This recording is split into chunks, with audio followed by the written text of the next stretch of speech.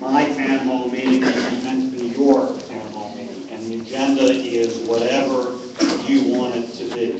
When I first ran for the Senate, my very first commitment was to work real hard and truly stay in touch, including by having these in-person town hall meetings in every parish, every conference. And so I've done that, well over 250 and counting.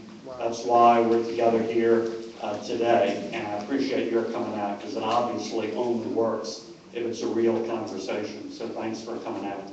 I'll get the conversation started, mention 3 key issues that I'm focused on, among others, and then we'll get right to your comments and questions. If you haven't already, use these forms that are available to just jot out your topic or comment or question. And I just use these to move around the room as efficiently as possible to try to get to as many topics and as many folks as possible. So we'll go from there. Thought I'd briefly mention 3 key issues that are also outlined in the handout you may have. First, Obamacare. As you know, I was a strong and active opponent of Obamacare.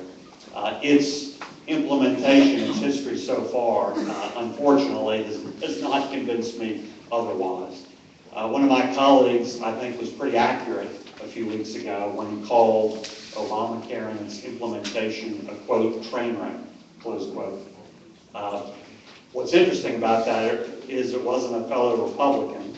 It was the Democratic committee chair who helped draft Obamacare, who was a leading, very powerful supporter of it in the Senate. And unfortunately, I think it's accurate. Every week is a new wrinkle that's a bad news and a real horror story.